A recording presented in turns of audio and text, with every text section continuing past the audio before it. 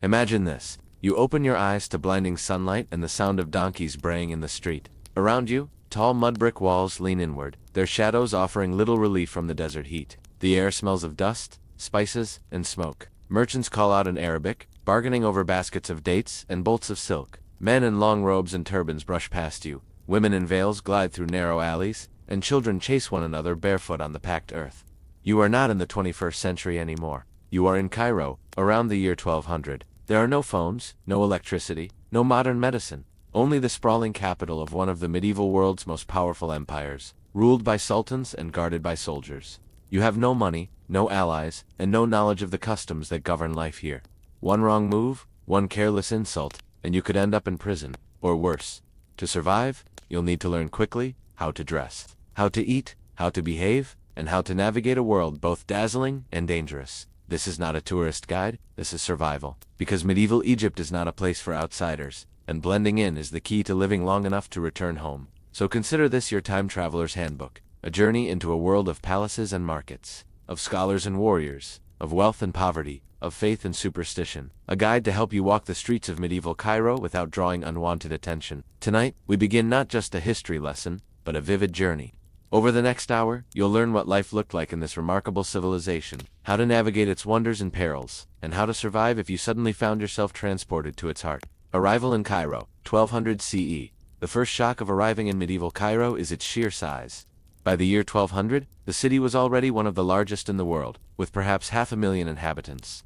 Its streets are crowded, chaotic, and alive with activity. Narrow alleyways wind between towering walls, opening suddenly into vast markets or courtyards.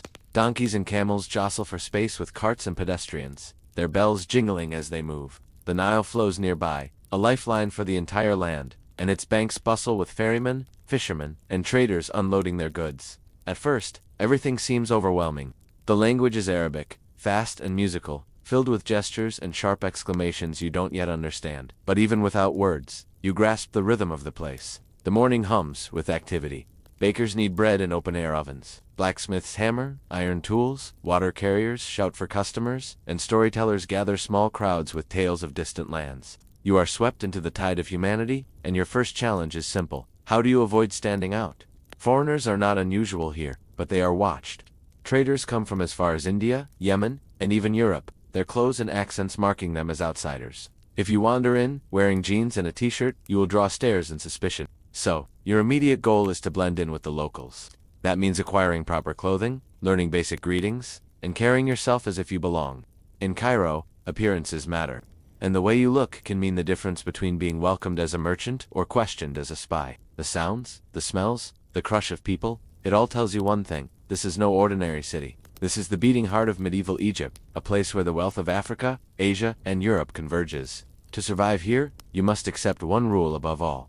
Cairo belongs to those who understand its rhythms. And as a newcomer, your education begins the moment you step onto its dusty streets. How to dress and blend. If you hope to survive in medieval Egypt, your first task is to dress the part. Clothes here are more than fabric. They are symbols of faith, class, and identity.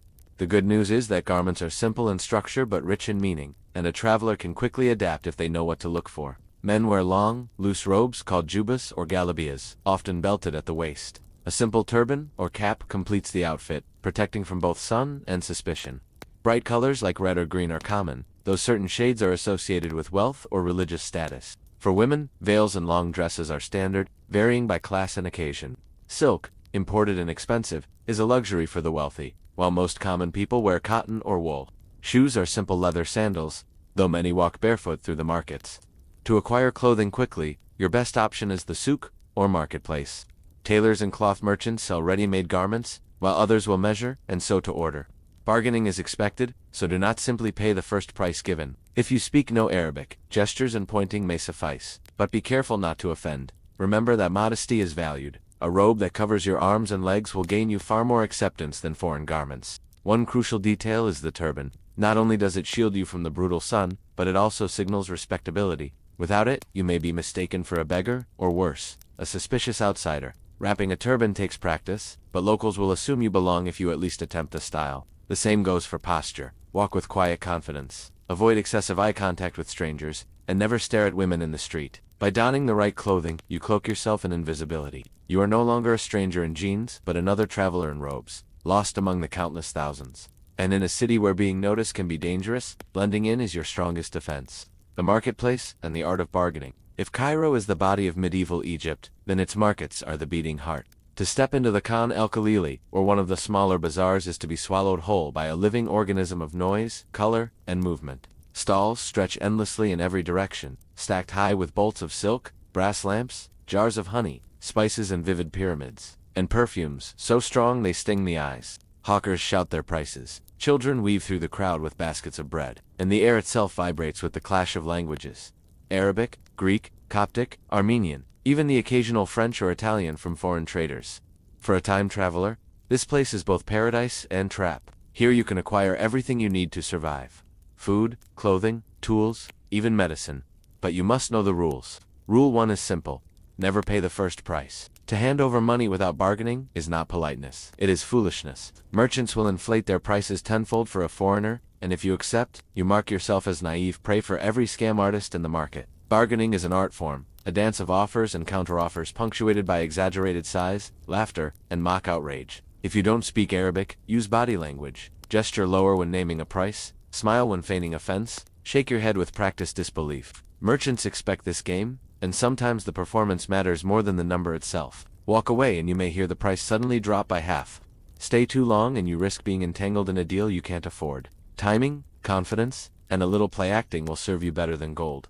But remember, there is danger in these markets as well. Pickpockets are everywhere, sliding silently through the crowd like fish through water. Keep your money hidden, never in an obvious pouch. Thieves are not always children or beggars. Some dress as well-off men, slipping away before you realize you've been robbed. If caught stealing yourself, the punishment is severe, ranging from public humiliation to the loss of a hand. Better to bargain honestly than to test the law. The marketplace is more than commerce, it is theater. Storytellers enthrall crowds with tales of genies, desert adventures, and holy men. Coffee stalls buzz with gossip and intrigue. Musicians strike up rhythms on drums and lutes, drawing small audiences into their spell. As a foreigner, standing still to watch too long might draw curious eyes, so always look as though you are on an errand, even when you are not. The souk is a wonder, but it is also a labyrinth, and in a city where strangers are noticed, blending in requires constant awareness. Food, drink, and the danger of water. You may survive a few days without proper clothing, but food and drink will quickly become a pressing concern. Fortunately, medieval Egypt is rich in flavors and ingredients that can sustain you, if you know what to eat and what to avoid. The staple food is bread, baked in clay ovens and sold warm by the basketful. This bread is often coarse, made of barley or wheat, and eaten with nearly everything. Alongside it comes beans, lentils, onions, cucumbers, and dried dates, the true fuel of ordinary people. Meat is rarer for the poor, but wealthier households enjoy lamb, chicken, and fish from the Nile. Spices are abundant. Cumin, coriander, cinnamon, and pepper transform even simple stews into fragrant meals. Street vendors sell fried pastries, honey-soaked sweets, and roasted nuts, tempting passers-by with irresistible scents. But your greatest concern is not hunger, it is thirst. The Nile gives life to Egypt, but its water is not safe for a modern stomach. Locals drink from it daily, their bodies harden to its impurities, but for you, it is a gamble with illness. The wiser choice is to rely on water carried in goatskin bags and sold by professional water carriers in the streets. If possible, seek out sherbet, flavored drinks made with fruit, sugar, or herbs, which are safer and more refreshing. Alcohol presents another challenge. Though forbidden by Islamic law, wine still flows in private gatherings, especially among Christians and Jews who live within Cairo. Beer too survives from the ancient traditions of Egypt, though it is far less refined than its modern cousin. Should you be offered a drink, tread carefully. Public drunkenness is not only frowned upon, but punishable. Eating is also a cultural performance. Meals are shared from common dishes, eaten with the right hand only. To use the left hand is a grave insult, as it is associated with impurity. Always wash before eating, and never reach for food before the host invites you. A simple bowl of lentils, eaten respectfully, will protect you more than feasting rudely on a lamb roast. Food in medieval Egypt is abundant, but so too are the dangers of unfamiliar bacteria and social faux pas. Eat cautiously, drink wisely, and always remember, your survival depends as much on manners as on nourishment, language, greetings, and social survival. In medieval Egypt, words are weapons, bridges, and shields. You will not last long if you cannot at least master the basics of communication.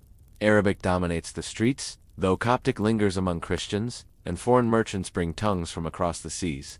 To be mute in this city is to be vulnerable. To be misunderstood is to court disaster. The first lesson is greeting. Always begin with Assalamu alaikum, peace be upon you. The reply, Wa alaikum assalam, and upon you, peace seals the exchange. Even if you can say nothing else, this single phrase can buy you goodwill, a smile, and perhaps a little protection. With merchants, add inshallah God willing to your speech. It marks you as respectful, even if you barely grasp the rest of the conversation. Titles matter. Address men as Sayyid Master or Effendi, if they appear educated or wealthy. Women are more delicate. Avoid direct greetings unless you are introduced, as staring or speaking to an unfamiliar woman may be seen as improper. Among scholars or religious figures, phrases of respect such as sheikh or imam show humility. Gestures fill the gaps where words fail. Place your hand over your heart when greeting someone warmly. Nod slightly to acknowledge a stranger's courtesy. But beware, pointing with your left hand is offensive, touching someone's head uninvited is insulting, and refusing hospitality can create enemies. Language is not only about words, it is about listening. Cairo is filled with rumors, songs, prayers, and commands shouted in the streets. Learn to distinguish the tones of authority from the gossip of the markets. If a soldier barks an order, silence and compliance are wiser than cleverness. If a merchant whispers of rare goods, it may be a scam or an opportunity. In time, you may pick up phrases that help you navigate, but in the beginning, humility is your shield. Smile, use greetings generously, and let silence guard you when words might betray you. In medieval Egypt, language is survival, and silence can be eloquence. Clothing, modesty, and the art of blending. In your survival in medieval Egypt depends not only on what you say, but on what you wear. Clothes in this era are not fashion statements. They are cultural codes that silently declare your faith, class, and place in society. To walk through Cairo in the wrong attire is to announce yourself as a foreigner, perhaps even as a heretic, and to invite suspicion from the watchful eyes of both neighbors and authorities. For men, the standard attire is the jubba or kaftan, a long robe that falls to the ankles, often belted with a sash. Wealthier men layer their garments, adding turbans of fine cloth and slippers of soft leather. Poorer men settle for rougher fabrics, sandals, and simpler wraps. If you want to avoid attention, aim for the middle ground. Clothes that are neither too fine nor too ragged. A modest robe in muted colors will let you slip into the crowd without arousing curiosity. Women's clothing is more complex, dictated by both faith and custom. Muslim women typically cover themselves with long robes and veils when in public, their fabrics varying with wealth. Christian and Jewish women may wear similar styles, but often in different cuts or colors. For a time traveler, the key is not to stand out. Men should avoid staring too long at veiled women, and women from the future should prepare themselves for a world where modesty is not optional but enforced by expectation and, at times, by law. Head coverings are crucial. A man without a turban may be seen as careless or foreign, while a woman without a veil may provoke unwanted confrontation. Learn to wrap cloth around your head convincingly. The folds are not just practical against the sun but symbolic of belonging. There is also the question of shoes. Sandals are practical in the heat, but closed leather shoes show higher status. Going barefoot marks you as poor, or worse, as a beggar. Every detail matters, because in medieval Egypt, clothing is not simply cloth. It is identity, safety, and the difference between invisibility and danger. Navigating religion and sacred spaces. Religion in medieval Egypt is not simply faith. It is the framework of daily life, the invisible law that governs behavior, festivals, justice, and even how neighbors treat one another. To step wrongly into this sacred terrain is to risk more than embarrassment. It could mean violence or punishment. The majority of Egypt's population follows Islam, and mosques dominate the skylines of Cairo, with their slender minarets piercing the sky. The call to prayer rings out 5 times a day, echoing across the city, reminding all that time itself is structured around devotion. If you are caught wandering during prayer without respect, you risk drawing unwanted eyes. A safe strategy is to pause, bow your head slightly, and keep still when others pray, even if you do not understand the words. Churches and monasteries also thrive, particularly in Coptic Christian communities. Here, prayers are sung in ancient tongues, and rituals carry echoes of Egypt's pharaonic past. Synagogues, too, are present, serving Jewish populations with their own traditions. As a foreigner, you may be invited into these minority spaces more easily than into a mosque, but tread carefully regardless. Never enter a mosque or church without removing your shoes. Never speak loudly within sacred walls. And above all, never mock or question matters of faith, even in jest. What may seem harmless to a modern visitor can be interpreted as blasphemy in this world, and accusations of blasphemy are deadly serious. Religion is also a social identifier. To claim you belong to one faith while acting contrary to its customs is dangerous.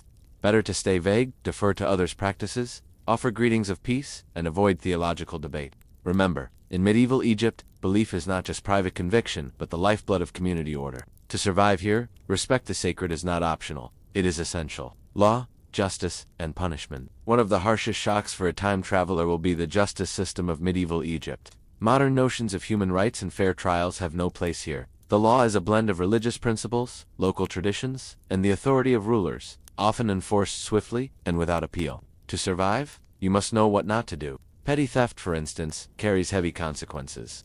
A thief might be paraded through the streets, beaten publicly, or in more severe cases, lose a hand. False witnesses risk flogging, and debtors may find themselves in prison until relatives or patrons intervene. Public punishment serves as a warning. Justice here is as much about spectacle as it is about order. Disputes between Muslims are typically judged under Sharia law, overseen by Kaddish judges who interpret religious texts. Non-Muslims often handle internal disputes within their own communities, though they remain subject to overarching authority. Corruption exists.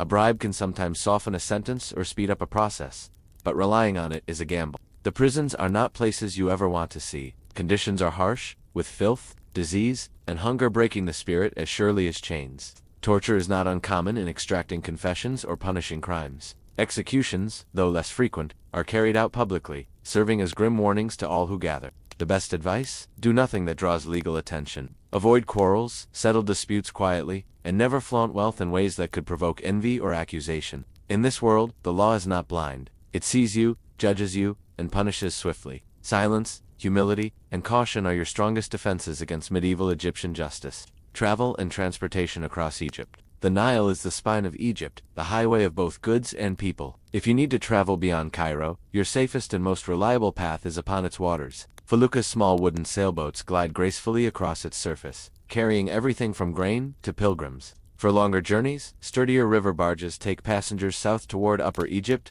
or north toward the Delta. On land, donkeys and mules are the most common companions. They are sturdy, affordable, and perfectly suited to the rough roads. Wealthier travelers may ride horses, though these are signs of status and draw attention. Camels dominate desert caravans, carrying traders across scorching sands with stoic patience. If you intend to journey beyond the cities, securing a place within a caravan is essential. Lone travelers are easy prey for bandits. Travel is not swift. What might take you hours by modern car will consume days or weeks here. The roads are often little more than dusty tracks, vulnerable to flooding or banditry. Inns exist, but they are modest, offering straw mats, rough meals, and shared spaces. Hospitality, however, is a cornerstone of Egyptian culture, and many families will host travelers, expecting only respect in return. One crucial piece of advice: travel by daylight. The night belongs to thieves, wild animals, and worse. Cities close their gates at night, and being caught outside after dark is a recipe for danger. Carry a small lamp, but remember, light attracts as much risk as it provides safety. If you must move between towns, blend into a caravan of merchants or pilgrims. Alone, you are a target. Together, you are another moving part of Egypt's great machine of commerce and faith. Travel is slow, dusty, and sometimes dangerous, but it is also the lifeblood of the kingdom. To walk its roads and rivers is to see Egypt in its truest form, vast, harsh, and unyieldingly alive. Medicine, illness, and survival of the body. In medieval Egypt, your greatest enemy may not be sword or thief, but illness. The land is fertile, the cities thriving, but disease waits at every corner. Sanitation is primitive, and epidemics sweep through towns with little warning. To time travel here without preparation is to gamble with your health. Medical knowledge is a strange mix of brilliance and superstition. Physicians study the works of Galen, Hippocrates, and Arab scholars, blending Greek learning with Islamic scholarship. Hospitals, known as bimaristans, exist in major cities, offering treatment free of charge. Within their walls, patients may receive care far more advanced than you'd expect for the age. Surgery, wound treatment, even psychiatric care. Yet outside, folk healers prescribe charms, incense, or amulets to ward off sickness. Common ailments include dysentery from bad water, fevers from mosquitoes, and infections from minor cuts. Without modern antibiotics, even a scratch can turn deadly. Honey and vinegar serve as disinfectants, herbs like fenugreek and garlic as preventives. If you fall ill, your best hope is to find a skilled physician, though their treatments may range from effective remedies to bloodletting rituals that do more harm than good. Plagues strike fear into every heart. Crowded cities are breeding grounds for contagion, and when disease spreads, people turn to both prayer and isolation. The best defense is prevention. Wash frequently, avoid stagnant water, and stay away from crowded quarters when illness circulates. Remember, too, that your modern immunity may not protect you. A sip of unsafe water, a careless meal, or a flea bite could spell disaster. To survive in medieval Egypt, treat every drink, every wound, and every cough is a matter of life and death. Because here, they are food, dining, and the art of survival through taste. To understand medieval Egypt, you must understand its food, because the table is where culture, class, and survival meet. The Nile provides abundance. Wheat for bread, barley for beer, fish from its waters, and vegetables from its fertile banks. Bread, round and flat, is the staple of every meal. It is both utensil and sustenance, used to scoop stews or sauces, shared among families as the foundation of daily life. Meat is more complicated. Wealthier Egyptians enjoy lamb, chicken, or even beef, spiced with cinnamon, coriander, or cumin. But for the poor, meat is rare. Most meals are vegetarian: lentils, beans, onions, garlic, dates, figs, and olives. Cheese, thick and salty, accompanies bread, while honey sweetens both drinks and desserts. For a time traveler, refusing food offered to you may be considered rude, so the safest approach is to accept politely, even if the dish unsettles your modern stomach. Drinking water straight from the Nile is a dangerous gamble, though locals, hardened by lifelong exposure, often manage for safety, stick to boiled drinks. Beer, thick and cloudy, is a common beverage, while wine is enjoyed more discreetly, often by Christians and Jews. In Muslim households, wine may be frowned upon, though not entirely absent. Table manners are simple but strict. Meals are often eaten with the right hand only, as the left is considered unclean. Sit cross-legged on mats, not chairs, and share from communal bowls. Do not gorge yourself, and do not waste food. Both are marks of arrogance. When offered fruit or dates at the end of a meal, accept graciously. They are signs of hospitality. In this land, food is not only about nourishment, it is about bonds of trust, about community, and about showing gratitude. Remember this: to eat at someone's table is to be tied to them, however briefly. Refuse that bond, and you risk offending the very people who may keep you alive. Money, trade, and the weight of the dinar. Survival in medieval Egypt is impossible without money, but money here looks nothing like the bills in your pocket. The economy runs on gold dinars, silver dirhams, and copper fulus coins, struck with Arabic inscriptions and often without human figures. Their weight matters more than their design. Merchants weigh coins on small scales to confirm their value, suspicious of clipped or counterfeit currency. Markets, or souk, are the beating heart of Egyptian life.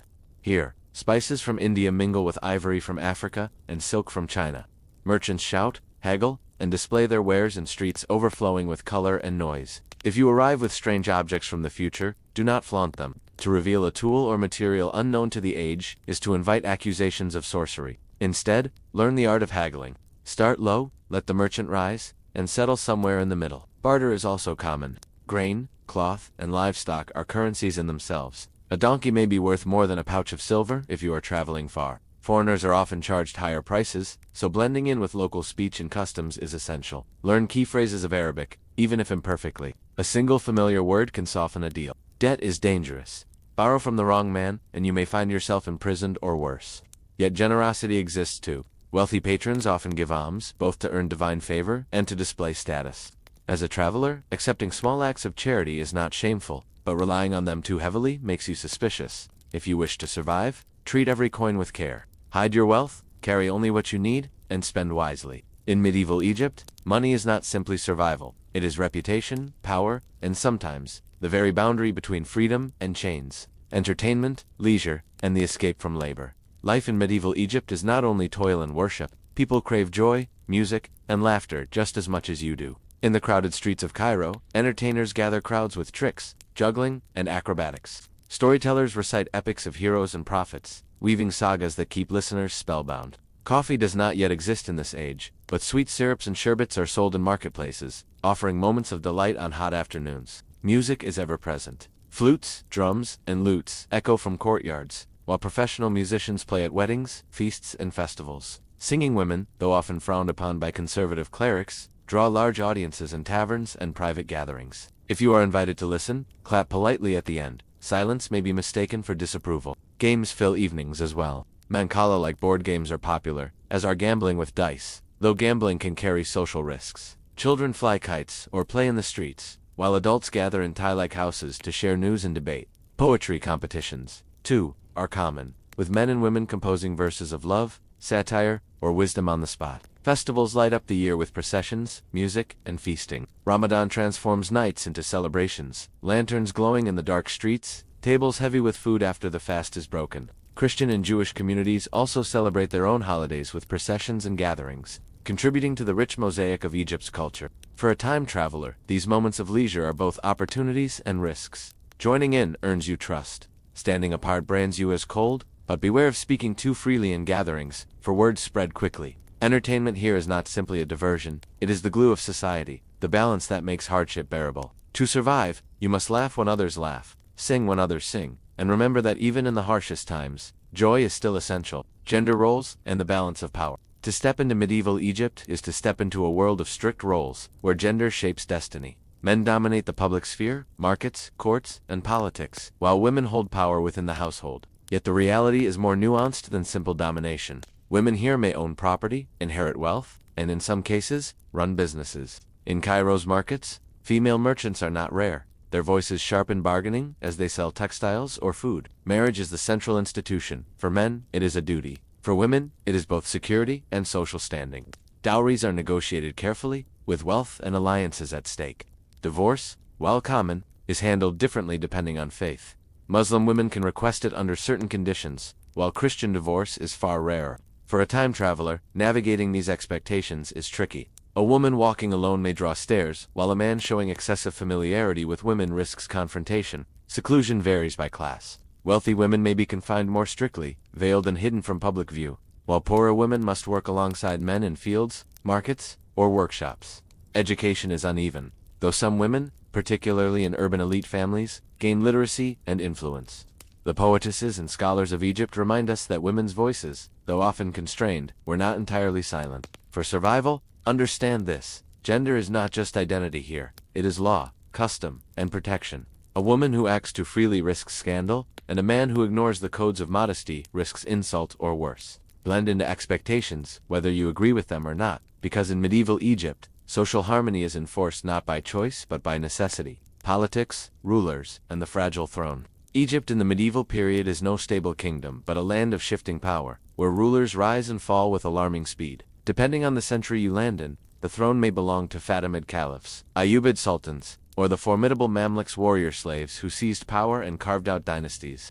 Each regime demands loyalty, taxes, and public displays of obedience. The caliph's spiritual leaders in theory often leave real power in the hands of viziers, generals, or ambitious factions. Palace intrigues are constant. Assassinations, betrayals, and sudden coups echo through the halls of Cairo's citadel. Soldiers guard the city, and their loyalty determines whether rulers remain or fall. For an outsider, political involvement is dangerous. Even a rumor of disloyalty can bring prison or execution. Yet politics shapes daily life. Tax collectors visit villages, demanding grain, labor, or coin. Propaganda flows through sermons and public announcements, reminding citizens of the ruler's strength. Festivals sponsored by rulers display their wealth, while military parades remind the people of their army's might. As a time traveler, your best strategy is to remain invisible to politics. Do not speak of rulers in public, even in praise, for words may be twisted against you. If asked, keep your loyalty vague. A nod, a word of respect, nothing more. Remember that rulers here are not distant names on coins, but living forces, and their power touches every corner of society.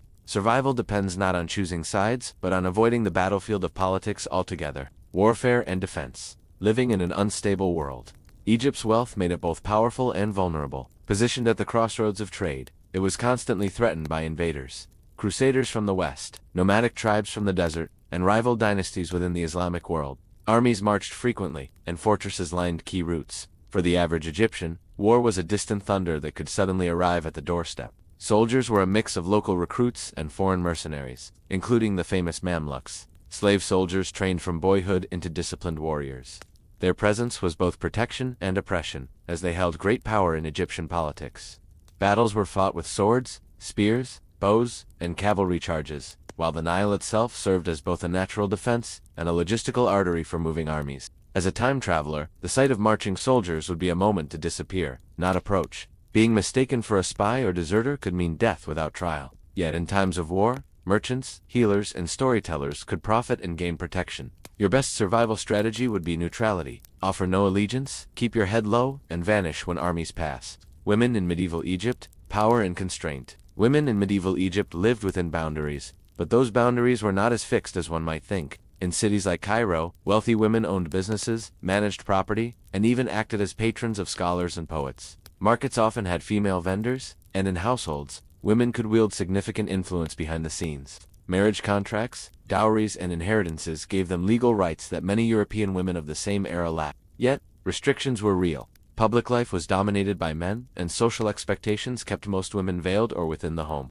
Religious law emphasized modesty and obedience, though interpretations varied between communities. Life for a peasant woman in the fields was vastly different from that of a noblewoman in a Cairo palace. For a time traveler, interactions with women would require extreme caution. A casual conversation could be seen as scandalous, even threatening. Yet gaining the favor of a powerful matron or merchant's wife could open doors no man could. In medieval Egypt, women were both constrained and powerful, and understanding that balance could mean the difference between exile and survival, slavery and servitude. The human marketplace. Slavery in medieval Egypt was not only common, it was an institution deeply woven into society. Slaves came from many places: Turks, Circassians, Nubians, and even Europeans captured in raids or purchased along trade routes. Some became household servants, others labored in fields or workshops, and a select few, especially young boys trained as Mamluks, could rise to positions of immense military and political power. For a time traveler, this system would be shocking, but to the locals it was simply part of life. Slaves were bought and sold in bustling markets, often treated as both labor and status symbols. Wealthy households might own multiple servants, while poorer families sometimes saved for years to buy just one. Yet, slavery in Egypt was not always permanent. Conversion to Islam, military service, or manumission could grant freedom, and some former slaves climbed higher than freeborn citizens ever could. The danger for you, as an outsider, would be obvious. If caught alone, poorly dressed, and unable to explain yourself, you might be mistaken for a runaway or a foreigner ripe for enslavement. Without proof of identity, you could quickly vanish into the system. Your safest defense would be attaching yourself to a household, guild, or patron who could vouch for you. In medieval Egypt, freedom was not just a condition, it was a status you had to prove. The role of scholars, guardians of knowledge. Medieval Egypt was not only about markets and armies, it was a beacon of knowledge. Cairo in particular thrived as a center of scholarship, with institutions like Al-Azhar Mosque serving as universities where students studied theology, law, astronomy, and medicine. Scrolls and manuscripts filled libraries, and scholars debated everything from mathematics to the movements of the stars. For a traveler from the future, this world of learning would be both inspiring and daunting. But scholarship was not pursued in isolation. Knowledge was deeply tied to religion, and scholars were expected to serve faith as well as science. A misstep in your words, suggesting ideas that sounded too radical or heretical, could quickly turn dangerous. Still, if you had even the faintest grasp of astronomy, geography, or medicine, you might astonish local thinkers and earn their respect. The role of scholars also went beyond books. They were advisors to rulers, judges, in courts, and teachers to young elites. If you wished to survive, befriending a scholar could be one of your wisest moves. They could protect you from suspicion, introduce you to powerful patrons, and even teach you enough Arabic to survive the streets. In a world where knowledge was power, aligning with the guardians of learning might be your strongest shield. Travel and transport. Moving through the land, if you wished to see more than Cairo, you would quickly discover the challenges of medieval Egyptian travel. The Nile was the highway of the nation, with boats carrying grain, passengers, and goods up and down its length. Traveling by river was far safer and faster than by land, where bandits and desert heat posed constant threats. Camels and donkeys served as the trucks and taxis of the time. Wealthier travelers might ride horses, though keeping them fed and healthy was expensive. Roads were often little more than dusty paths, winding between villages and fields. Inns existed, but they were few and often uncomfortable. Sleeping on mats beside strangers was the norm. For a time traveler, moving through Egypt would require careful planning. A journey that seemed short on a modern map could take weeks, and delays from weather, illness, or theft were common. You would need to rely on riverboats where possible, hire trustworthy guides, and avoid unnecessary risks in the desert. To survive, patience would be as essential as caution, for in medieval Egypt, travel was never simply about the destination, but surviving the journey itself. Music, poetry, and the arts. The soul of Egypt. The beauty of medieval Egypt was not confined to its monuments. It lived in its art. Poetry thrived in both Arabic and Coptic, weaving themes of love, devotion, and mysticism. Poets performed in courts, markets, and private gatherings, and a well-placed verse could win favor or secure a patron. For a traveler, simply listening would reveal a culture where words carried weight, and music was a form of both worship and joy. Musicians played instruments that would sound familiar yet strange. The oud, ancestor of the lute, the ney, a reed flute with a haunting tone, and drums that set the rhythm for celebrations. Sufi mystics used music and chanting to achieve spiritual ecstasy, spinning in dances that blurred the line between devotion and art. Even the call to prayer, echoing from minarets, was a performance of profound beauty. If you could sing, recite, or even mimic local rhythms, you might endear yourself to a crowd. But beware, performance was not a game. To sing in the wrong context or mock a sacred chant could be seen as blasphemy. The safest course would be respect, admiration, and cautious participation. In medieval Egypt, art was not only entertainment, it was a reflection of the divine, death and the afterlife. Preparing for eternity. Death was never far in medieval Egypt. Disease, war, and famine claimed lives regularly, and cemeteries stretched beyond the cities. Yet death was not only an end, it was a passage. Islamic rituals shaped the process: the washing of the body, the white shroud, the prayers, and the burial.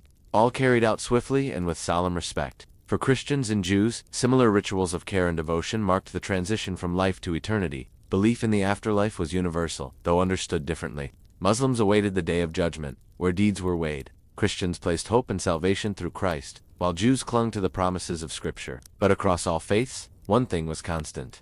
Death was not feared as much as it was prepared for. Charity, piety, and good deeds were seen as investments in eternity. For a time traveler, death customs would be a moment of great risk. Any sign of disrespect at a funeral, or questioning the rituals, could provoke outrage. Yet attending respectfully, offering condolences, and even contributing a small act of charity would mark you as honorable. In a world where the afterlife shaped daily choices, survival meant not only living well, but understanding how to die well. The bazaar, a world within walls. Step into a medieval Egyptian bazaar, and you are entering a world that feels alive in every sense. Stalls overflow with fabrics, spices, jewelry, and pottery, while the air is thick with the smell of roasted meats, incense, and sweat. Merchants shout prices, buyers haggle endlessly, and musicians sometimes drift through, adding rhythm to the chaos. The bazaar was not just a marketplace, it was the beating heart of the city. Each trade had its own section. Goldsmiths worked their craft in one street, while dyers stained fabrics, deep blues and reds in another. Spice merchants displayed cinnamon, saffron, and pepper, their value rivaling silver. In quieter corners, booksellers stacked manuscripts in Arabic script, and apothecaries sold herbs promising to cure almost anything. For a traveler, every corner would bring something new, and potentially dangerous. But survival in the bazaar required more than curiosity. Haggling was expected, silence was suspicious, and flaunting wealth could attract thieves. A careless word about a merchant's goods might insult him enough to cause a scene, and scenes in medieval Cairo often ended violently. To thrive here, you would need patience, a quick tongue, and sharp eyes. The bazaar was both an opportunity and a trap, a place where fortunes were made, but strangers could vanish. Water and the Nile, lifeblood of the land. The Nile was more than a river, it was Egypt's lifeline. Every year, its floods nourished the soil, turning desert into farmland. Farmers watched it carefully, praying for balance. Too little water meant famine, too much meant destruction. Time travelers arriving in medieval Egypt would soon realize that all life, from the humblest farmer to the grandest sultan, depended on this river. Villages dotted its banks, and boats sailed endlessly up and down. Feluccas, with their triangular sails, carried people and goods. While larger grain barges fed Cairo, the water also powered mills, sustaining industries like bread-making and textile weaving. In the villages, children bathed at the edges, while women carried jars of water back to their homes. But the Nile also carried dangers. Crocodiles still lurked in its southern stretches, while disease spread easily through stagnant pools. To drink safely, water had to be stored in porous clay jars that cooled it and filtered some impurities. For the unprepared traveler, one sip of untreated water could mean illness or worse. Respect for the Nile was not optional, it was survival itself. Festivals and celebrations, joy amid struggle. Despite hardships, medieval Egyptians loved festivals. Religious holidays brought communities together in processions filled with color, music, and food. During Ramadan, nights lit up with lamps, and families shared large feasts after fasting. The end of Ramadan, Eid al-Fitr filled the streets with joy, laughter, and the smell of sweet pastries. For a time traveler, these moments would show Egypt at its most welcoming. Christians celebrated their own holy days, often with processions that wound through neighborhoods, while Jews marked Passover and other traditions quietly within their communities. Sultans sometimes sponsored public banquets, offering bread and meat to the poor as a sign of generosity. Crowds swelled, storytellers performed, and musicians played until the streets pulsed with life. Yet festivals could also be dangerous. Crowds drew pickpockets and opportunists, while political tensions sometimes boiled over into riots. A wise traveler would join the celebrations, but never forget to keep one hand on their purse and both eyes open. Festivals were a reminder of Egypt's joy and its volatility. Women in society, veils and voices. The role of women in medieval Egypt was complex. In wealthy families, women lived behind high walls, shielded from strangers but wielding influence within their households. Some owned property, managed estates, or even financed charitable projects. In poorer families, women worked alongside men in fields, markets, or weaving workshops, their labor essential to survival. Veiling was common, especially in urban centers, though the style varied. Elite women wore fine fabrics that hinted at wealth, while poorer women used simpler cloths. In some cases, women visited baths and socialized freely with one another, forming close community bonds. Marriage contracts gave them certain rights, including dowries and inheritance, though these often depended on their family's status.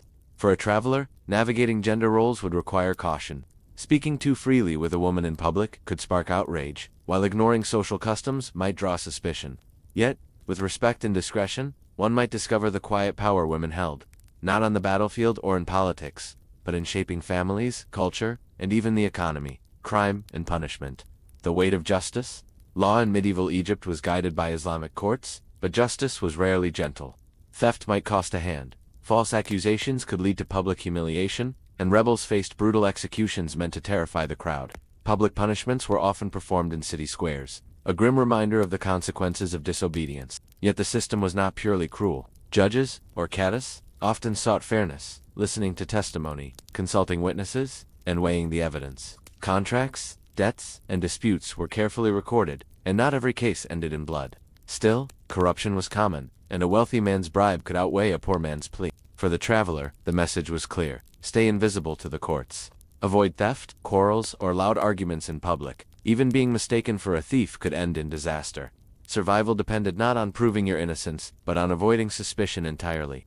In medieval Egypt, justice was swift, and the city's patience for strangers was thin. Education and schools. Learning the ancient way. In medieval Egypt, education was a privilege, but not reserved solely for the elite. Boys attended kutubs, small schools attached to mosques, where they learned reading, writing, and the Quran. Memorization was key. Students recited passages aloud for hours, honing both memory and pronunciation. Girls' education was less formal, often taught at home by mothers or tutors. Focusing on domestic skills, literacy, and sometimes poetry, books were precious. Paper, imported from Baghdad or made locally, was costly, and ink had to be prepared with care. Libraries existed in cities like Cairo, Alexandria, and Fustat, though access was usually limited to scholars and the wealthy. Students might copy manuscripts by hand, preserving ancient knowledge and producing texts that would be treasured for centuries. For a time traveler, attending even one lesson could be overwhelming. The language barrier, unfamiliar script, and strict discipline made learning both frustrating and fascinating. Yet observing how children studied, how scholars debated, and how knowledge was passed down would provide invaluable insight into daily life. In medieval Egypt, learning was both survival and prestige, shaping the minds that ran the city. Architecture and housing.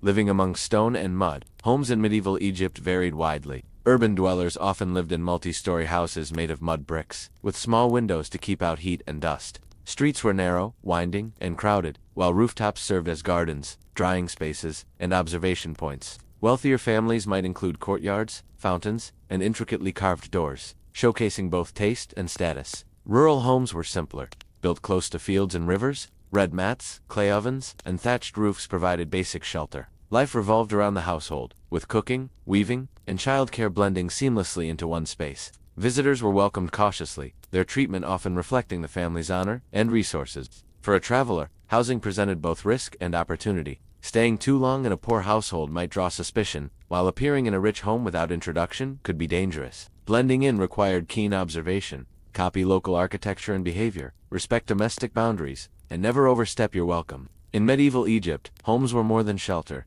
They were stages for social hierarchy and survival. Clothing and fashion, the fabric of society. Medieval Egyptians dressed according to climate, class, and culture. Linen was the most common fabric, light and breathable for the heat, while wool and silk were used by the wealthy. Men wore tunics, sometimes belted, while women's dresses were long and modest, often covered with veils or shawls. Accessories, like belts, jewelry, and amulets, displayed both wealth and spiritual belief. The marketplace dictated trends. Merchants sold imported silks, dyed in vibrant colors, while local weavers crafted patterned cloth for everyday use. Footwear ranged from simple sandals to intricately embroidered shoes for the elite. Appearance mattered. Dressing poorly could mark you as a foreigner or lower-class intruder. For a time traveler, clothing was survival. Wear loose, breathable fabrics, cover your head to shield from the sun, and avoid foreign patterns or bright synthetic colors. Blend with the local style, and your presence will be tolerated. failed to respect norms, and curiosity could quickly turn into suspicion. Fashion in medieval Egypt was both art and armor, festivals and social gatherings. Experiencing the culture, life in medieval Egypt revolved around communal gatherings, markets, religious holidays, weddings, and Sufi celebrations brought people together. Music, dancing, and storytelling filled public squares. Even ordinary life had rhythms. Family meals, prayers, and social visits created patterns that travelers needed to understand to avoid standing out. Participating, even as an observer, was vital. Understanding which behaviors were expected, what gestures showed respect, and how to eat or sit could protect you from offense. A wrong word or misstep could be interpreted as arrogance or insult. For a time traveler, festivals offered both joy and danger. The energy, colors, and scents provided unmatched insight into daily life, while social missteps could escalate quickly. Observe, mimic, and participate carefully. In medieval Egypt, social intelligence was as crucial as physical survival. Food preservation and storage. Eating in a different era. Food in medieval Egypt was seasonal, and preservation was essential. Grain was stored in silos or clay jars, dried fruits were kept for months, and salted fish and meat allowed families to survive lean periods. Spices were not just for flavor, they preserved food and displayed wealth. Markets sold produce daily, but storage determined whether a household thrived or struggled. Preservation techniques also dictated cuisine. Bread baked daily, beans and lentils simmered slowly, and pickling extended the life of vegetables. Food safety was critical. Spoiled water or rotting meat could be deadly. Travelers had to observe these customs closely to avoid illness. For you, survival meant knowing what was safe to eat, when to drink water, and how to blend in during meals. Following local methods, storing your supplies carefully, and respecting religious dietary rules could mean the difference between thriving and disaster. Food in medieval Egypt was life itself. Nightlife and safety. Navigating darkness. After sunset, medieval Egyptian streets changed dramatically. Markets closed, lights dimmed, and thieves, stray animals, and suspicious characters prowled alleys. Traveling at night was risky, particularly for strangers. Urban centers had watchmen and patrols, but rural areas relied on local knowledge and community vigilance. Night was also when some leisure activities took place: quiet storytelling, small gatherings, or religious devotions. Observing discreetly could provide cultural insight without drawing attention. However, appearing lost or unaccompanied could quickly turn dangerous. For a time traveler, preparation was key. Identify safe routes, follow locals when possible, and always carry basic supplies. Respect the rhythm of the night. What is safe during the day may be deadly after dark. Survival required vigilance and strategy, even as the city slept around you. Commerce and trade, the lifeblood of cities.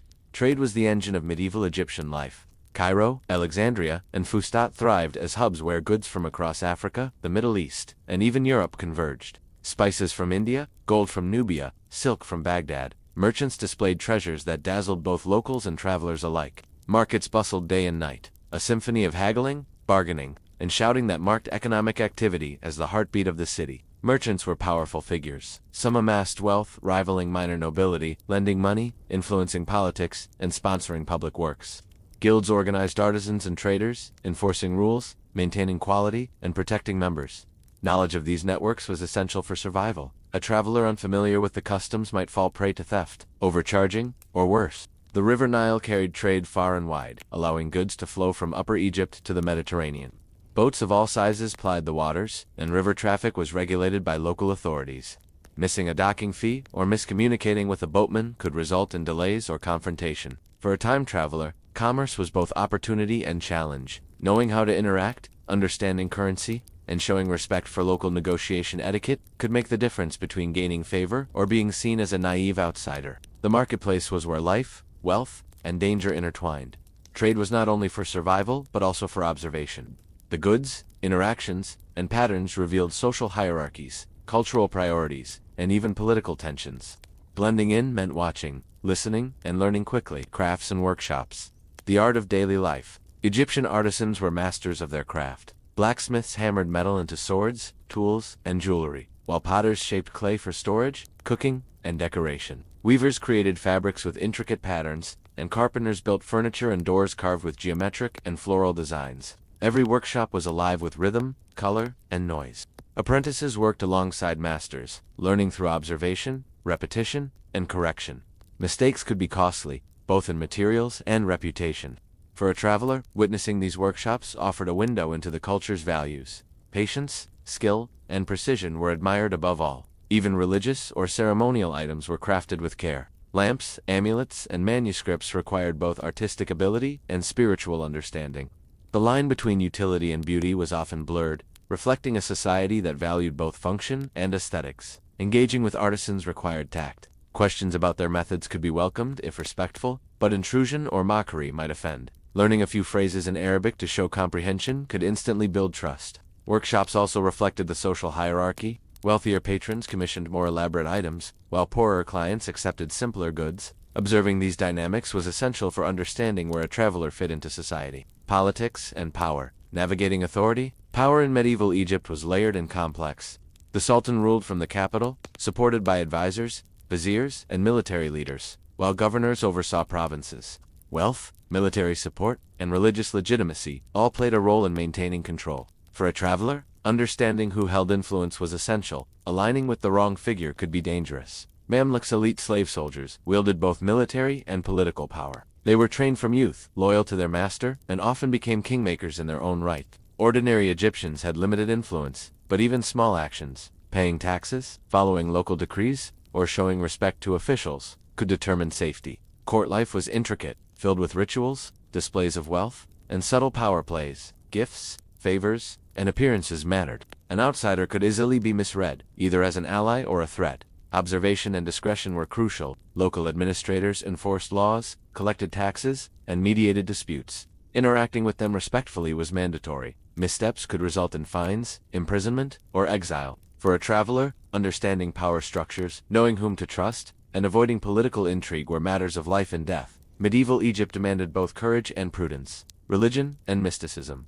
Beyond daily life. Religious life shaped daily existence, but it also carried a mystical side. Sufi mystics practiced chanting, meditation, and whirling dances, seeking spiritual ecstasy and divine insight. Amulets, charms, and recitations protected against misfortune. Even the ordinary citizen believed in jinn, spirits that could help or harm depending on one's behavior. Religious institutions were centers of learning, justice, and charity. Mosques offered sanctuary, legal advice, and education. Christian and Jewish communities maintained their own places of worship and schools, living in a delicate balance with Muslim neighbors. Time travelers needed to respect these beliefs, even if they seemed strange or alien. Participating in rituals incorrectly, mocking practices, or asking inappropriate questions could quickly mark you as a threat. Observation, imitation, and subtle engagement were your safest strategies. Mysticism also influenced everyday choices. Amulets protected travelers, prayers were recited before journeys, and knowledge of protective rituals could literally save lives. To survive in medieval Egypt, one needed both awareness and respect for the unseen world. Education and libraries. The pursuit of knowledge. Egyptian scholars preserved centuries of wisdom, from ancient Egyptian texts to Greek and Islamic manuscripts. Libraries were rare but revered, often connected to mosques or wealthy patrons. Knowledge was a commodity and a shield, and literacy marked social status. Students studied religion, medicine, astronomy, mathematics, and law. Apprenticeships, memorization, and debates shaped their learning. A traveler with even basic understanding could gain respect or protection. Ignorance, however, was dangerous. It signaled weakness and invited suspicion. Books were precious and often handwritten on paper or parchment. Copying, lending, or touching manuscripts required permission. Observing scholars, listening to debates, and participating respectfully offered both safety and insight into Egyptian society. Even merchants and artisans valued literacy, as contracts, accounts, and legal disputes depended on reading and writing. Knowledge was practical and spiritual, a bridge between survival and social mobility.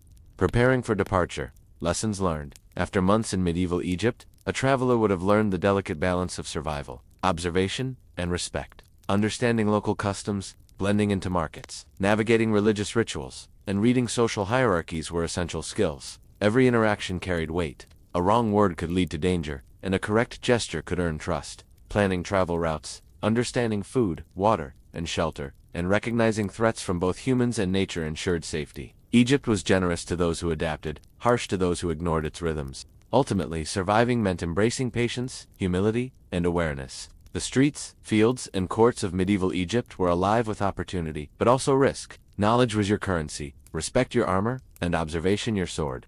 Departing the land, you would carry not only memories, but understanding. Egypt's beauty, complexity, and unpredictability were as real then as they are in history books today. Medicine and healing. The art of survival. Medical practices in medieval Egypt were a mixture of science, superstition, and herbal lore. Physicians, known as hakims, treated everything from minor cuts to serious illnesses using herbs, oils, and poultices. Some specialized in eye diseases, dentistry, or surgery, while others served as court physicians, blending practical skill with status. Hospitals existed, often attached to mosques, providing care for the sick regardless of social class. Treatments could include bleeding, herbal remedies, and dietary adjustments. Knowledge of anatomy and disease was limited, but practical experience often saved lives. Travelers who ignored local remedies risked worsening injuries or illnesses. Magic and superstition also played a role. Amulets, charms, and protective verses were often prescribed alongside practical treatments. Even a simple fever might be treated with both herbal tea and spiritual recitation. Understanding these practices was essential to avoid offending a physician or healer. For a traveler, carrying knowledge of herbs, basic first aid, and hygiene was invaluable. Being able to demonstrate respect for local customs and treatment could build trust, while refusing or mocking rituals could endanger you. Medicine was not just about survival, it was also social. Observing patients, interacting politely with healers, and respecting the balance between spiritual and practical care allowed travelers to navigate one of Egypt's most critical systems, military life, the sword and shield of Egypt. Military presence in medieval Egypt was ever visible. Soldiers patrolled cities, guarded trade routes, and defended borders. The Mamluks, elite slave soldiers, were a formidable force, trained from childhood in combat and strategy. Their discipline, loyalty, and skill made them feared by both local enemies and foreign invaders. Ordinary soldiers were often conscripts or members of local militias, carrying spears, shields, and sometimes simple swords. Training was rudimentary compared to the Mamluks, but effective for local defense. Military exercises were common in towns and along the Nile, serving both as preparation and public spectacle. For travelers, military life was a lesson in hierarchy and caution. Avoiding suspicion, not drawing attention, and respecting guards' authority was vital. A misstep, whether entering restricted areas or failing to salute, could quickly escalate into conflict. Weapons and tactics reflected both tradition and innovation. Archers, infantry, and cavalry worked in coordinated formations, while fortifications like city walls and river checkpoints were strategically placed. Observing these patterns could provide insight into broader political and social structures. Survival in Egypt often meant understanding who held power and how it was enforced. Military awareness, vigilance, and respect for soldiers' authority were as crucial as blending into markets or neighborhoods. Hospitality and social norms. Winning trust. Hospitality was a cornerstone of medieval Egyptian society. Visitors, travelers, and strangers were often welcomed into homes, mosques, or caravanserais. Offering food, tea, or a place to rest was both a duty and a mark of honor. Yet hospitality had rules, and missteps could easily offend. Guests were expected to respect the household's customs, removing shoes, washing hands, waiting for permission to eat, and observing religious practices. The host provided shelter, but trust had to be earned. Small gestures, polite speech, gratitude, and attentiveness could turn strangers into respected guests. Caravanserais, the inns for travelers, were hubs of exchange. Merchants, pilgrims, and adventurers mingled, sharing news, goods, and stories. Here, observing social etiquette was critical. A traveler who violated rules or offended locals could find themselves ostracized or worse. For outsiders, understanding subtle cues, tone of voice, posture, and even clothing was vital. Hospitality was both a shield and a test, revealing whether one could adapt to local norms and earn acceptance. Egyptian social codes extended beyond homes. Streets, markets, and mosques all had unspoken rules governing behavior, movement, and interaction. Mastering these nuances was key to survival. Water management and agriculture. Feeding the nation, the Nile's annual flood dictated agricultural life. Farmers relied on its waters to irrigate fields, using canals, dikes, and basins to maximize yields. Grain, vegetables, and legumes fed the population, while date palms, orchards, and vineyards added variety. Understanding these patterns was critical for anyone hoping to survive outside city walls. Irrigation systems required maintenance, community cooperation, and labor. Villagers worked collectively to repair channels, prepare fields, and protect crops. Failure to participate could draw suspicion or even punishment. The success of harvests affected both local economy and food security, making agriculture the backbone of Egyptian society. Travelers had to respect farming practices. Trampling fields, ignoring irrigation ditches, or taking crops without permission could lead to violent repercussions. Observation, patience, and learning local methods were essential. Agricultural festivals, tied to planting or harvest, were moments of celebration. Songs, dances, and offerings to the Nile reflected both gratitude and superstition. Participating respectfully offered insight and protection, while ignoring these rituals risked social isolation. The relationship between humans and the Nile was more than survival. It was spiritual, cultural, and practical. Understanding water and agriculture meant understanding Egypt itself. Crime and vigilance. Avoiding danger. Cities were vibrant but not without peril. Thieves, con artists, and opportunists lurked in busy streets and crowded markets. Pickpockets were common in marketplaces, while isolated travelers faced greater risks. Awareness and vigilance were critical for survival. Local authorities, watchmen, and guilds enforced laws inconsistently. Bribery, social connections, and status often influenced outcomes. For travelers, demonstrating respect and avoiding unnecessary attention minimized risk. Carrying minimal valuables, blending into crowds, and observing local behavior were essential precautions. Some areas were controlled by gangs or rogue militias. Entering unfamiliar districts without guidance could lead to robbery or worse. Following locals, observing safe paths, and seeking protection when necessary was key. Self-defense was limited to awareness, tact, and negotiation. Displaying weapons or acting aggressively could escalate conflicts. Survival relied on reading situations, choosing allies carefully, and avoiding confrontation whenever possible. In medieval Egypt, danger was omnipresent, but manageable for those who learned the rhythms of the preset streets and respected the rules of social order. Festivals, music, and cultural life. Experiencing joy, life was not all danger and labor. Joy thrived in music, storytelling, and religious celebrations. Street performers, drummers, and dancers entertained crowds, while storytellers recounted tales of heroes, saints, and local legends. These performances were both entertainment and a way to transmit culture. Festivals punctuated the year, religious holidays, harvest celebrations, and market fairs brought communities together, streets filled with color, sound, and scent, giving travelers an opportunity to observe social cohesion and hierarchy. Participation, even as a visitor, required tact and respect. Music and dance had spiritual and social functions. Sufi chants invoked divine presence, while secular songs entertained. Instruments like the oud, ney, and various percussion shaped the rhythm of daily life. Observing or joining in carefully allowed travelers to connect without risking offense. Food, gifts, and communal participation strengthened bonds during festivals. Sharing in rituals, offering small contributions, and observing hierarchy provided insight into social dynamics. Travelers who respected these cultural norms often found allies, protection, and guidance.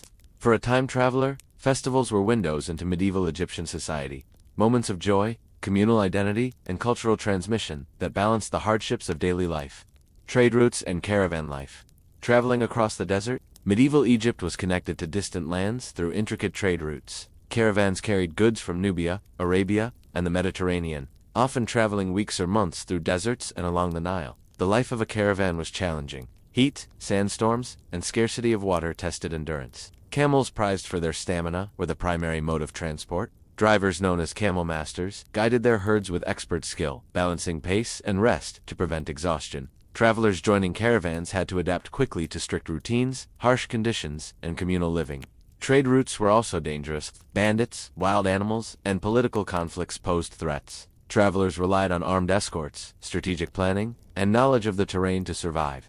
Missing a journey or failing to follow caravan rules could result in disaster. Despite hardships, caravans were also vibrant communities. Merchants shared news, exchanged goods, and celebrated small victories along the way. Festivals and prayers marked milestones, blending survival with culture. For a time traveler, joining a caravan offered both protection and insight. Observing interactions, learning local languages, and understanding the ebb and flow of trade were essential for navigating the deserts safely. Religion and pilgrimage. Sacred journeys. Pilgrimages were common in medieval Egypt, not only to Mecca, but also to local shrines and holy sites along the Nile. People traveled with devotion, seeking blessings, healing, or spiritual guidance. Pilgrims carried simple provisions, followed prescribed rituals, and relied on hospitality along the way. Religious leaders guided travelers, teaching prayers and chants, while local communities offered shelter in exchange for respect and participation. Pilgrimages reinforced social bonds and hierarchy, blending faith with practical logistics. For time travelers, observing these journeys required careful respect. Mimicking rituals incorrectly could insult locals, while ignoring them might mark you as irreverent or foreign. Participating subtly and learning through observation offered protection and insight. Caravan routes often intersected with pilgrimages, sharing resources and protection. Travelers witnessed a mix of devotion, commerce, and social negotiation. all essential elements of medieval Egyptian life. Pilgrimages also showcased clothing, music, and food unique to specific regions. Following these rituals closely provided understanding of both local culture and broader religious networks that shape society. Urban planning and public spaces. Life beyond homes. Cities like Cairo were marvels of planning and chaos at the same time. Narrow streets, bustling markets, fountains, mosques, and public baths created a layered urban environment. Every corner reflected social, religious, and economic priorities. Baths were more than hygiene. They were social hubs where gossip, business, and leisure merged. Mosques offered both spiritual guidance and education. Streets were zones of commerce, danger, and observation. A time traveler needed to navigate all these spaces carefully. Public squares often hosted announcements, punishments, and performances. Observing local hierarchies, respecting authority, and blending into crowds were essential survival skills. Missteps could attract attention from guards or enforcers, while careful behavior earned safety. Water systems, including fountains and irrigation canals, shaped urban life. Citizens gathered around these resources, reinforcing both necessity and community. For travelers, access to water was critical for survival and assimilation. Every urban area demanded situational awareness. Understanding where to walk, how to speak, and whom to trust turned chaos into manageable, navigable life. Food culture and street life. Eating among locals. Street food thrived in medieval Egyptian cities. Vendors offered bread, beans, lentils, roasted meats, and sweet pastries. Meals were shared, smells filled the streets, and bargaining was part of the experience. Observing and participating in these interactions offered insight into daily life. Spices and herbs shaped cuisine, reflecting both taste and wealth. Even simple dishes told stories of trade, culture, and local preferences. Travelers needed to discern safe foods, avoid spoiled items, and respect dietary customs, including fasting or religious restrictions. Markets were more than commerce, they were social networks. Merchants exchanged news, artisans displayed skills, and citizens interacted across social classes. Time travelers needed caution. Misbehavior or foreign manners could provoke offense or theft. Mealtimes were ritualized. Food was shared carefully, guests were acknowledged politely, and refusals required tact. Misunderstanding local etiquette could disrupt harmony and attract suspicion. Street life revealed broader patterns, social hierarchy, trade networks, and cultural norms. Understanding these subtleties was as crucial as mastering geography or language for survival. Entertainment and leisure. Observing culture, music, storytelling, and games were central to leisure. Street performers entertained crowds, while storytelling preserved history, morality, and humor. Observing these activities provided cultural knowledge and social cues, allowing travelers to navigate society more safely. Games ranged from board games to competitions of skill or strength. Participation demonstrated respect, integration, and willingness to observe local norms. Ignoring or mocking these activities could alienate locals. Public performances reinforced hierarchy, social cohesion, and values. Festivals, plays, and recitals were opportunities to see cooperation, wealth display, and influence. Travelers learned about power, belief, and daily priorities by watching and listening. Leisure activities also offered networking. Musicians, storytellers, and artisans often had close ties to merchants, guilds, and religious leaders. Respectful engagement could create allies and access resources. Entertainment was both pleasure and education. For a time traveler, observing it closely provided context for behavior, hierarchy, and expectations within medieval Egyptian society. Survival skills. Integrating knowledge. By now, any time traveler would have learned the rhythms of medieval Egypt. Markets, homes, streets, festivals, and rituals. Observation, adaptation, and respect were crucial. Survival depended not just on avoiding danger, but understanding culture and hierarchy. Language, clothing, and body language were as critical as knowing safe food, water, and shelter. Missteps could be fatal, while careful adaptation allowed freedom to explore, learn, and thrive. Strategic planning was essential. Understanding trade, religion, military, and social norms enabled travelers to anticipate threats, find allies, and participate in local life. Knowledge itself became a form of protection. Patience and humility were key virtues. Medieval Egypt demanded attention to detail, situational awareness, and constant learning. Travelers who rushed, mocked, or ignored customs faced exile, harm, or worse. Ultimately, integration was the goal. By blending in, observing carefully, and respecting boundaries, a traveler could experience medieval Egypt fully, its wonders, its dangers, and its enduring human spirit. The Nile as your lifeline. When traveling to medieval Egypt, you cannot ignore the Nile. It is the reason the civilization survived for thousands of years. Unlike today, the river wasn't just a sight to admire, it was the literal source of life. Farmers relied on its annual floods to fertilize their land, and without it, famine would spread. For you, as a time traveler, understanding the rhythm of the Nile is crucial. Knowing when it floods will determine whether you arrive in a season of abundance or scarcity. But the Nile was not just a provider of crops, it was also the main highway of Egypt. Forget dusty desert roads. Boats carried goods, soldiers, merchants, and pilgrims from one end of the country to the other. If you want to travel without drawing suspicion, hopping on a boat filled with merchants is far safer than wandering alone in the desert. However, beware, the Nile had its dangers. Crocodiles lurked in the waters, and while rare, attacks did happen. At the same time, boatmen and ferrymen were known to charge extra or cheat foreigners. Learning a few words of the local dialect could save you both gold and trouble. Religious meaning was also tied to the river. To Egyptians, the Nile was sacred, a divine gift from the gods. Never insult it, never pollute it, and never take its water for granted. Locals will not forgive disrespect toward what they see as holy. If you want to blend in, carry yourself with reverence when near the river. Dip your hand into the water as if honoring it. For Egyptians, the Nile wasn't just a river, it was their very soul. Navigating food and diet. Medieval Egyptian food was far different from modern cuisine. Don't expect to find falafel, kebabs, or street shawarma. Instead, the staples were bread, beer, onions, and beans. If you were wealthy, you could add fish, poultry, or even lamb. But for the average person, bread and beer were the daily fuel. Bread wasn't soft and fluffy like today's loaves. It was often dense, coarse, and sometimes baked with sand or grit from the grinding process. This made Egyptian teeth wear down quickly, so if you're there long enough, prepare for dental pain. Beer, meanwhile, wasn't the golden foamy drink you imagine. It was thick, cloudy, and nutritious, more like liquid bread than a refreshing pint. Vegetables like leeks, garlic, and onions were common, while dates and figs provided sweetness. Fish from the Nile was eaten regularly, but it was sometimes avoided for ritual reasons, especially by priests. As a time traveler, avoid rejecting food rudely. Egyptians saw shared meals as a sign of respect and hospitality. You should also know that food was tied to class. The poor ate what they could, often scraping by on scraps, while the elite held banquets filled with roasted meats, honey cakes, and imported wine. If you stumble into the wrong feast, your clothing and behavior will quickly betray you. Best advice? Learn to stomach the bread, enjoy the beer, and never turn down dates when offered. To the Egyptians, hospitality was sacred, and your survival could depend on it. The shadow of disease and medicine. In medieval Egypt, surviving wasn't just about avoiding war or criminals. It was about staying alive in a world where disease was everywhere. Hygiene standards were far from modern, and plagues sometimes swept through towns. Even something as small as a cut could turn deadly without proper treatment. Medical knowledge, however, was surprisingly advanced for the time. Egyptian doctors used herbs, honey, and minerals in their remedies. Honey in particular was prized as both a sweetener and an antiseptic.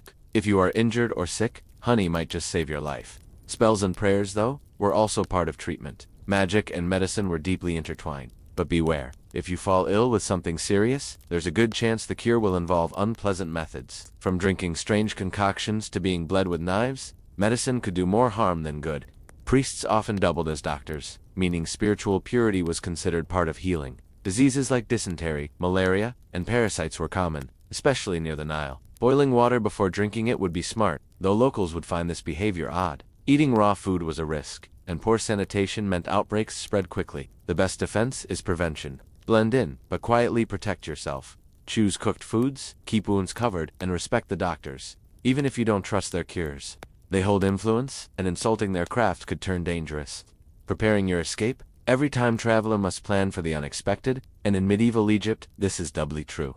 The world is unpredictable, and you never know when suspicion might turn against you. Whether it's an official questioning your accent, a villager whispering that you're cursed, or a thief eyeing your belongings, danger can appear suddenly. The first rule: always have an escape route. Know where the river is, where the nearest caravan departs, and where the markets spill into side alleys. Crowds can be your best cover if you need to vanish quickly. The second rule: carry items of trade. Small beads, copper trinkets, or scraps of foreign cloth could buy you protection or passage. Gold draws attention, but small trade goods let you bargain without raising suspicion. The third rule: trust carefully. Egyptians valued loyalty, but betrayal was just as common. Servants might sell information, guards could be bribed, and even priests might expose you if it benefits them. Keep your secrets guarded, and never reveal your origin. If the time comes to leave, do so quietly. Boats on the Nile travel constantly, and caravans cross the desert toward the Levant. Your best chance is to slip away as just another traveler. To survive time travel in Egypt is not just to arrive, it is to leave without leaving a trace. And so, if you ever find yourself stepping back into medieval Egypt, you now hold the survival guide that few outsiders could ever dream of knowing. From blending into the crowded streets of Cairo, to navigating the dangers of the Nile, from honoring sacred traditions to avoiding deadly suspicion, you've walked through a world both alien and strangely familiar. But remember, history isn't just stories and books. It was once the daily struggle of real people, just like you. To them, the Nile was life. The gods were real, and survival meant wit, respect, and adaptability.